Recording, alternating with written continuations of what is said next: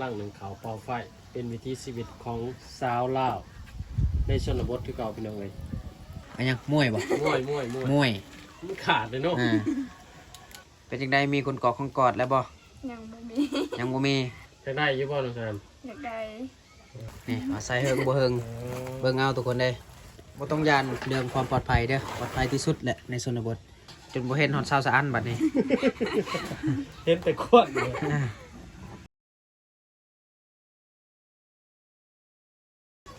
ทักทายสบายดีสวัสดีพ่อพี่น้องเบอร์สุขูสุคนคือเก่าพี่น้อง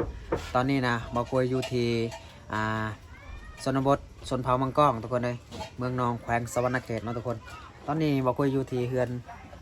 นชานของสาวสะอันทุกคนเป็นครั้งแรกของบ่กวยที่เข้ามาในเฮือนชานของเพิ่นขึ้นมาที่เฮือนชานของเพิ่นเนาะก็พอดีสาวสะอันเพิ่นนึ่งข้าวเปล่าไฟพอดีทุกคนในยามตอนแรกเนาะนี่เพิ่นก็กำลังนึ่งข้าวเปล่าไฟพอดีเลยทุกคนเลยนึ่งข้าวแรกเนาะสบายดีนะ สบายดี พอดีเพิ่นนึ่งข้าวเลยทุกคนเลยเนาะเห็นปะ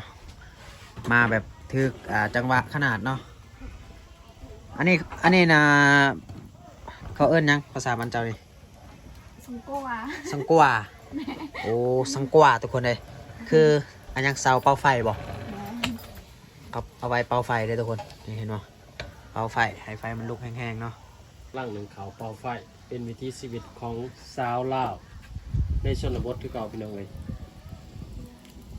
มีชีวิต คือล่มแทนน้องชานเพื่อนน้องเลย เอามาอัดให้นี่ อัดไว้ซะจังบ่ล่มเจ้านายเขาบ่สุกจะเถื่อได้ หลังจากนึ่งข้าวแล้วมีเวียกหยังอีกวะสิเฮ็ดต่อ บ่มีแล้วบ่มีแล้ว ไผฉันเฮ็ดกินน้องชาน แม่ แม่เป็นคนเฮ็ดกิน ได้ยังกินตอนแรกนี่ ในอาหารยัง อืมบ่มีบ่ กินมี กินมีโอ้มีที่ว่าทีมงานผู้ใหญ่ใจดีเพิ่นว่าบริจาคให้มื้อนั้นน่ะเนาะ แม่ โอ้ โอ้ ยังอยู่เนาะ นั่นก็นาวอยากกินไฟอยากจัก เบิ่งมวยอันยังมวยบ่ มวย มวย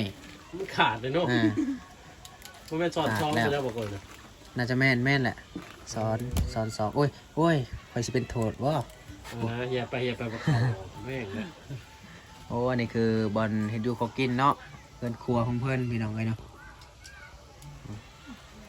ได้มีน่ะบ่สงกรานต์ แม่ สิอิ่มบ่ถ้าอิ่มเขาอยู่บ่เนาะอิ่มอยู่บ่ อิน ต้มหลายๆเอาเนาะ โอ้ยยังก็กินเนาะ มีผู้ใหญ่ใจดีทีมงานครูบาเพิ่นมามื้อนั้นเพิ่นเอ้ย มาแต่ อะไรวางเวียงเนาะ แม่นมาแต่บางเวียงกับทีมงานหายใจไอครับมีบางเวียงกันมาดูทางมาไกลเติบขึ้นเลยคือคลิปเราไปชุกันก่อนนั่นแหละ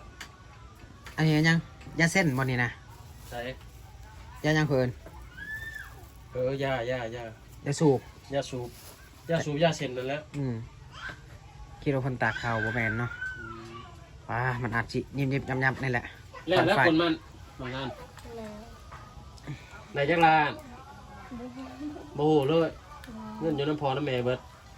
เพิ่นบ่ได้ให้น้องบ่ใช่ ก็ตกเลยนางขางกองไฟ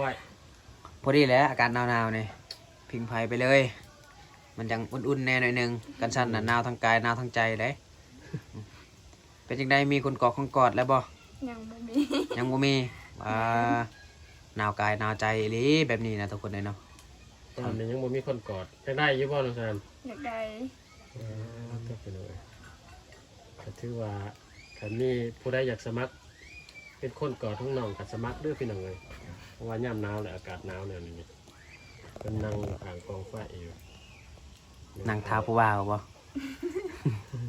บ่แม่นนั่งกอดกกเป่าได้นั่งนึ่งข้าว รถบ่พอสิสุกนี่นะครับ บ่โดนปานใดรถไปไหน แม่ ผมบ่ได้ซิกที่นี่เนาะบอกคนเนาะ บ่เป็นจังไดน่ะไฟไหม้บ่มันจึงเป็นอันน่ะเบิดนะฮะ แม่นบ่ สงสัย โอ้ยเนาะสิเป็นลูกไผ่คนอื่นได้อยู่บ่แบบนี้เนาะนึ่งข้าวไฟไหม้ฮอดหม้อ ได้ เลย อยู่บ่ อืมอีก 2-3 มื้อเนี่ยยันเบิดแหละซื้อตัวใหม่มา คือสิร่นเนี่ยบ่ก็ไอ้เบิ่งช่องนี่คือสิร่น น่าจะด้นแหละใส่งานด้นเลยแบบนี้นะ เป็นแบบนั้นเนาะ เอาแล้วแบบถ้วยบวงกันยังไงนะเอาไว้อยู่ไสคือบ่มีซะฮะอยู่เทิงพวก โอ้ใส่นั่นไว้ใส่พัดถาดเนี่ย ก็น่าจะบ่ร้ายเนาะ แล้วบ่ฮอดบ่10ใบ บ่ฮอด บ่ฮอดก็น่าจะแม่นอยู่เด้อทุกคนเพราะว่าอยู่เทิงผู้ขอไว้ก็บ่ได้มีหยังเนาะ คือว่าเนาะบางคนเนาะแบบบ่ได้เฮ็ดกินแบบล้วงหลายเนาะ แม่น เจ้าก็แจ้บักเพชรถ้วยหนึงแล้วก็อิหยังลวกผักลวกหญ้าไปแล้วก็แล้วพี่น้องเอ้ย อืม บ่แม่นว่าสิเฮ็ดนั่นเฮ็ดนี่คือแบบทั่วไปคืออยู่ในเมืองเลยน่ะก็ถือว่าอยู่ง่ายกินง่ายนะ อยู่ไสอะนะซะกระโตกสวยขาวนะนี่ กระสอบปุ๋ยบ่ กระสอบปุ๋ยอีกแล้วนี่เบิ่งให้ทุกคนได้เนาะ ใส่ได้เฮิงแล้วบ่ต้องทานเฮิงแล้ว มาเอามาเบิ่งนํกันนี่ มาเบิ่ง เอา อันเด้อ นี่เอาใส่เฮิงบ่เฮิงเบิ่งเอาทุกคนได้กระสอบปุ๋ย คื คือ อ บ่ เก่า มีลายระวังนี่ นี่ ลายจนหลุด โลโก้ผู้ผลิตกระสอบจะบ่เห็นแหละ ไปหมดแล้วทุกคนได้เนาะในชนบทเบิ่งอันนี้ก็ได้ ไม่ยังเกิด มายัง จ้อยบ่ ช่วยบ่ สามรูอะมายัง ไม้ดอย ระไม้โดย ทำไมเด้อ ระไม้โดยอันที่ช่วยเข่าอ่ะนี่ได้ แม่น เอาแบบนั้นแหละ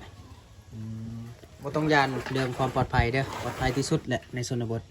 ครับเคยใส่แบบนี้นะเนาะ แม่นทำบ่ใส่นี่ก็คือบ่ปลอดภัยถ้าใส่กระสอบปุ๋ยนี่คือปลอดภัย ประมาณนี้แหละ เพื่อสิมาเจอน้องหนึ่งเขาหนึ่งหน้าบ่แม่นง่ายเด้อพี่น้องเอ้ยโน้นๆเจอเทื่อหนึงเพราะว่าเฮามาเมื่อเทื่อกะน้องหนึ่งแล้วเมื่อเทื่อกับบ่ทันได้หนึ่งก็เสียนะ มื้อนี้ถือว่าเป็น น้ง โอ ได้ กาส เจ ดีหลาย เทื่อ ที่ได้เจอตอนที่เพิ่นเฮ็ดเวียกเฮ็ดงานหนึ่งข้าวเปาไฟในยามตอนแรงทุกคนเป็นวิธีชีวิตที่แบบหาเบิ่งยากคือกันก็สิได้มาเห็นแบบนี้เนาะ น้องคือบ่ได้เฮ็ดกินบ่ บ่ มีแต่แม่เฮ็ด แม่น ช่วยได้คือว่าแม่เฮ็ดน้องเฮ็ดกินบ่แซ่บจ้ะ ต้อง เฮ็ด ต้อง แซ่บ ต้องฝึกไว้แหล้วฝึกไว้ได้บัดแล้วเจ้าเอาผัวแล้วไผสิเฮ็ดกินให้เจ้าซะ หรือว่าบัดพอเพื่อนแต่งงานไปเอาผัวไปแต่เป็นเองบ่บ่น้องชาน บ่ฮู้ แต่ก็ลองเบิ่งเนาะคนเนาะพี่น้องเอ้ยแต่ก็คือสิเป็นเองอยู่ดอก โอกาสดีหลายเนาะที่ได้มาเห็นหนึ่งเขาวเคยตั้งเวลาอยู่บ่ว่าจัก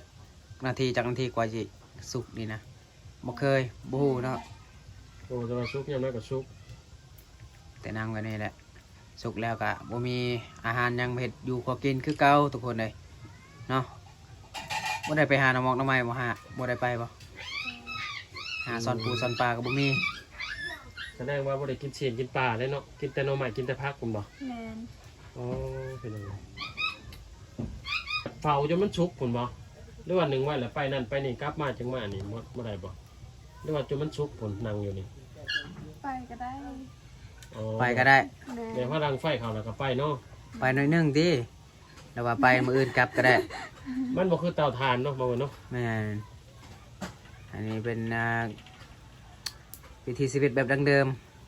บ่ได้มีเตาตอกเตาถ่านหยังดอก แต่ธรรมชาติล้วนๆเลยบัดนี้ แม่นผู้บอกผู้บ่าวก็ยังบ่มีเพิ่นว่าทุกคนเลยเนาะยังโสดคือเก่าถ้าใครอยากจีบก็จีบได้ฟ้าวมาจีบในช่วงฤดูหนาวนี่เด้ถ้าไปจีบฮอดช่วงฤดูร้อนแล้วบ่ได้เด้เนาะซานเนาะช่วงนี้แหละก่อนมันจังอุ่นเนาะ แม่ แม่นเนาะนั่นยามร้อนน่ะบ่อยากอยู่ใกล้จำได้ทุกคนเลยเนาะอากาศร้อนๆเนาะต้องกอดยามหนาวๆนี่แหละมันจังอุ่นนอน นี่ จั อยู่ที่คนมา จังนอนหลับ ทุกท่าน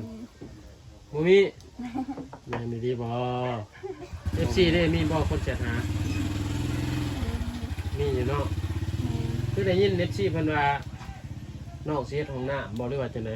เพิ่นล่มกับน้องนะหรือว่าเพิ่นสิซอยน้องเฮ็ดห้องน้ำบ่ แม่นมีคนมา เออ โอ้เพิ่นสิเฮ็ดห้องน้ำให้ แม่นบ่ แม่น โอ้มือใดเด้เนาะ คนบ่ได้บอกว่าดนปานใดหรือว่าให้ทาก่อนเดือนหนึงหรือว่า 3-4 มื้อเพิ่นบ่ได้ว่าบ่ บ่ เออ มีแต่เพิ่นบอกว่าสิเฮ็ดห้องน้ำแต่บ่รู้จักว่ามือใดเนาะ แม่น ถือว่าก็เป็น มี ซ แต่ อยก็ดีใจนํเนาะบางคนเนาะ แม่นมีแต่เราทาไปเรื่อย แสดงว่าพลาดมาไปแต่ป่าเห็นบ่ แม่น กลางค่ำกลางคืนกลางเว้นกันตอนเช้าตอนแรกกับไปแต่ป่าตัวไปเลย ๆแม่นสุกแล้วบ่นะมันควันออกนะ ยัง ยัง อีกประมาณจักนาที บ่ฮู้ กันว่านี่กับ จบ โดดชุดกับว่ามัน30นาที40นาทีเนาะโอ้เนาะ แม่นน่าจะสุกแหละควันลมออกเลยเด้มีดอกไฟบ่นี่นะ บ่มี ทุกคนเลย เฮ็ดกินจะได้สิเห็นหุง หาก็เห็นได้บัดนี้ ดอก ฮะ ดอกไฟอยู่นอกพุ แม่น อยู่ในพี่บ่มี แม่น เวลาเฮ็ดกินนี่ซะเฮ็ดกินได้ได โคม ใส่โคม แม่น โอ้ใส่ไฟโคมหรือว่าไฟทรายเยื่องเอาทุกคนเนาะบ่มีดอกไฟก็เลยมืดบัดนี้ คือบ่ใช่น่ะคือบ่ซื้อใช่ซั่นโรงงาน บ่มีเงิน บ่มีเงิน แบบอีกอย่างก็เขาจะบ่มักสูใส่ในบ่กดกับว่าเนาะเงินบ่ได้ว่าจังได๋ ก็น่าจะคือเพิ่นว่านั่นแหละบ่มีเงิน บ่มีเงินแน่เนาะ อืม ซื้อสายไฟซื้อหลอดไฟก็ประ เพราะ มา ว่า ณ100,000 200,000นี่แหละเนาะ เพื่อนครัวนี่ก็น่าจะบ่ได้อยู่บันได เฮ็ดกินแต่ยามกลางเว้นแม่น แม่ บ่ น่า ยาม ใช่ กลางเว้นกับยาม กิ บ่ น ต้องคำ กลางค่ำกลางคืนก็บ่ได้เฮ็ดกินดอกเฮ็ดกินแต่เว้นเนาะ โอ้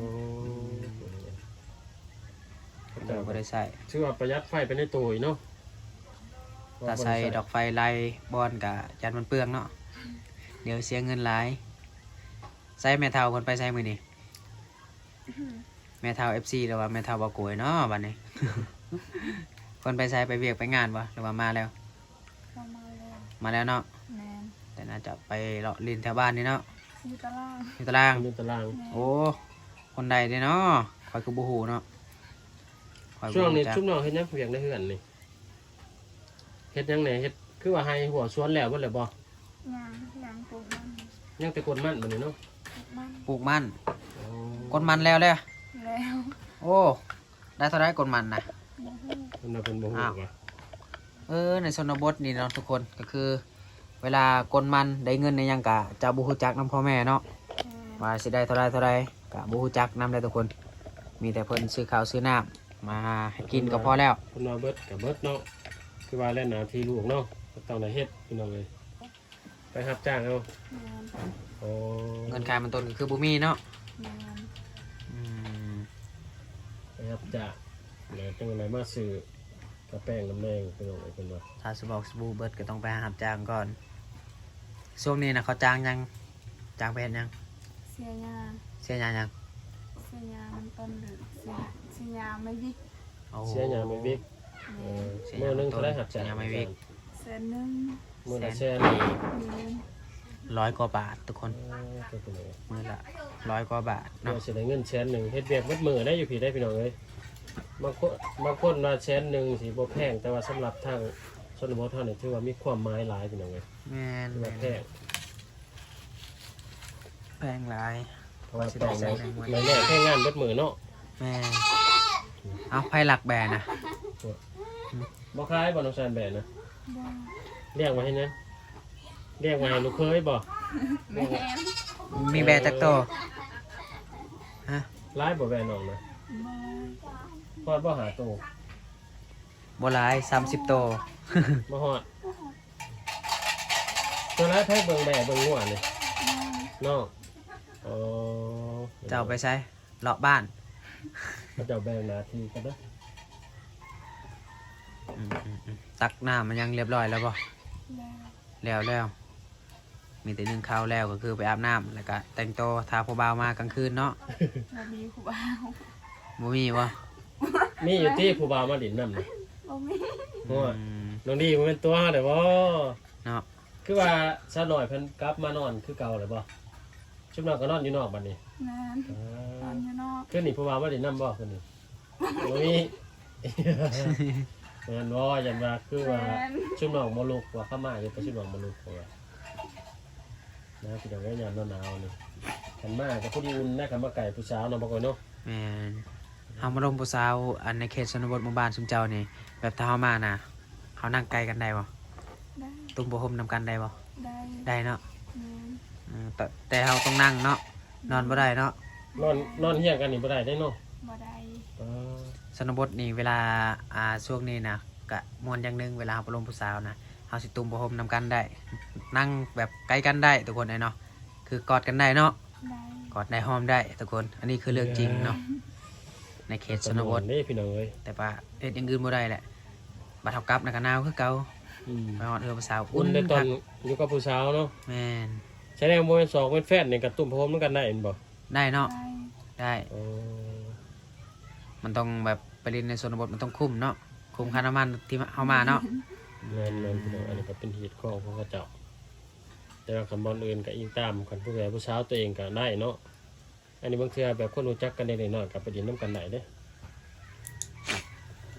โอ้ยช่วยเขานี่ ตกด้อย ตกเลย ตกด้อย ตกเลย ตกด้อยคือช่วยเขาทุกคน และในชนบทนี่บอกว่าจะเฮือนใดทุกคนถ้าเฮามานะกระบวยตักน้ำนะสิเป็นอันยังกระบวยข้าวต้มย่างพาราจะมีทุกหลังคาเลยทุกคนเนาะ แม่นพี่น้อง นี่เห็นบ่กระบวยนะ ก็คักคืออันได้ใส่คักเลย ครับคือก่อนที่จะช่วยเขาต้องเฮ็ดแบบนี้ก่อน เพื่อบ่ให้เขามันติดกับ อาจารย์คือ2ตัว3 กระสอบปุ๋ย ข้างนอกบ่ แมน ต้องได้เอาน้ำมาปัดเนาะก็ทันนะ โอ้คนตัว นี่เรียบร้อยแล้ว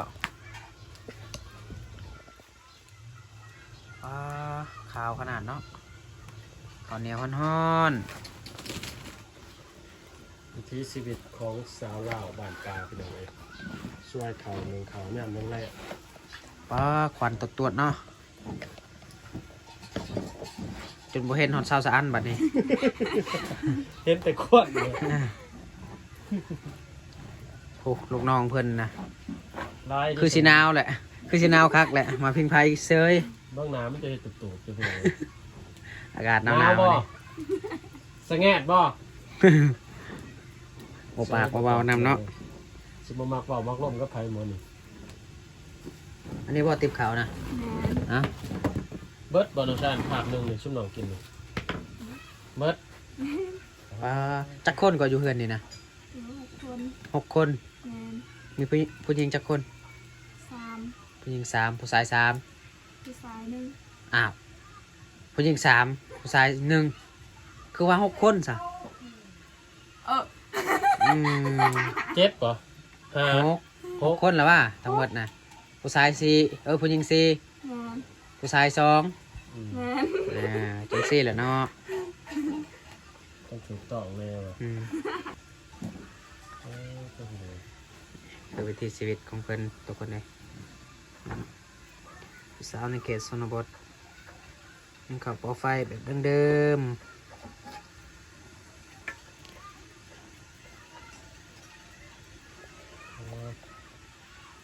โอ้พัดให้นั่งนะ ให้มันเย็น โอ้ให้มันเย็นไว้ แมน บ่แม่นน้ำในหม้อน่ะมันแห้งแล้วบ่น่ะพวกโคกอยู่ คันชื่อว่าน้ำแห้งในไมมอนี่คลั่มบ่มาก่อย แม่นคลำเนาะผู้ชายกินบ่ได้ผู้หญิงกินได้ แมน คือกันบ่ เฮ้ย คือกัน ถ้าน้ำมันแห้งนะไฟไหม้เฮ้ยถึกแหละไฟไหม้หม้อนะ เช่นว่า อ๋อคันเท่าหนึ่งเขาไฟไมมอนี่แม่น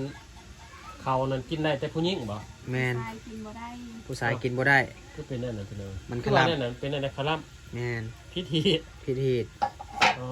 ต้องให้ผู้หญิงกินผู้เดียว มีแต่ผู้หญิงบ่ว่าจะเป็นลูกเป็นหล้านนี่กินได้เบิด กินได้ ยกเว้นผู้ชาย เป็นผู้ชายคือกินบ่ได้ นี่ก็มีพี่น้องเอ้ย กินของแปลกๆของชนเผ่าคิดว่าสิเป็นคือกันเนาะ เราก็หากับหูนี่ได้นี่เลย อืม ก็ถือว่าเป็นอันใหม่หูไปนำกันพี่น้องเอ้ยแบบนี้กับผู้หญิงรวยแหละแบบนี้เนาะ คันมือได้บ่อยากให้พวกกี่เขาแล้วก็เฮ็ดว่าไฟไหม้หมอหักก็หูกินหน่อยบ่ มันขึ้นกินหน่อยนะเขาหูแล้วได้ว่าเขาตัวนี้ไฟไหม้เนาะ แม่ เรียกว่ามันนี่ไฟไหม้หมดเลยนี่ หูนะ ครับพี่น้องเอ้ยธรรมดา ยังแบบปะเปิดเฮ้ยปะไปเลยนะแบบใดก็ได้มันจะขึ้นเฮือนขึ้นซันก็ได้อ้าวน่าจะเย็นแล้วแหละ ต้องให้มันเย็นก่อนเนาะจังว่าสวยว่าทรายได้พี่น้องเอ้ย โอ้ก่อนสิอันนั้นกับปั่นเข้าให้เป็นก้อนใส่ติ๊บแบบนี้ก็ต้องล้างมือก่อนบ่ล้างมือก็อาจสิเข้มๆหน่อยนึง นี่เห็นบ่โอ้พอดีจะกินเบิดบ่นะ บ่ บ่นะ บ่เบิด บ่เบิดดอก ส่ติบแล้ว6 คน3 ติบ2 ติบใหญ่1 ติบน้อยวิถีชีวิตชนบทหาเบิ่งยากทุกคน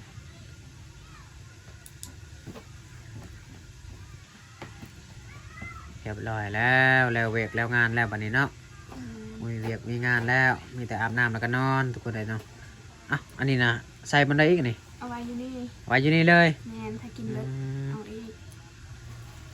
บูมีติปทุกคนก็เลยใส่บนนี้เลยไว้นี่แล้วก็ได้เรียบร้อยแล้วเวียกงานของสาวสะอันทุกคนเลยเนาะสำเร็จ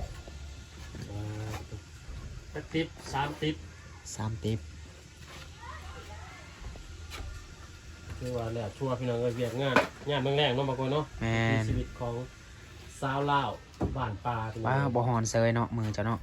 บ่ฮอน ต้นเลยอืม ทนทาน เอาไว้ใช้เขาเอาไว้จังสิแล้วเลือดจังได๋ เอาไว้อยู่นี่แหละ อาจอบ่กินบ่ บ่ บ่กินเนาะ นี่ เดี๋ยวมันกัดติดเขาติดน้ำเองเลย จบภารกิจเป็นที่เรียบร้อยแล้วทุกคนเนาะหนึ่งข่าวเป่าไฟเป็นที่เรียบร้อยแล้วก็คือเปิดเวียกเปิดงานแล้วบัดนี้เนาะมีแต่สิไปอาบน้ำบ่บัดนี้โอ้อาบน้ำอยู่ใช่บัดนี้ น้ำมันลาน น้ำบาดาลบ่ได้ไปอาบน้ำห้วยน้ำเซบ่ บ่ มันหนาว หนาวโพดก็เลยบ่ได้ไปอาบทุกคน มีแต่อาบน้ำบาดาลเอาเนาะ และบอกกล้วยก็สิได้จบคลิปเพียงเท่านี้ก็แล้วทุกคนเลยเนาะ ก็สิได้เดินทางกลับก่อน เพราะว่าตอนนี้ก็เริ่มมืดเริ่มค่ำแล้ว ก็สิได้เดินทางออกไปตัวเมืองก็ประมาณอยู่15 กิโลนี่แหละทุกคนเนาะก็พอดีมืดเลยหอตัวเมืองเนาะ ก็สิได้จบลาพี่น้องเบอร์สุขุสุขคนเนาะ คลิปนี้ก็ขอจบไปก่อนบัดนี้พี่น้อง บ๊ายบาย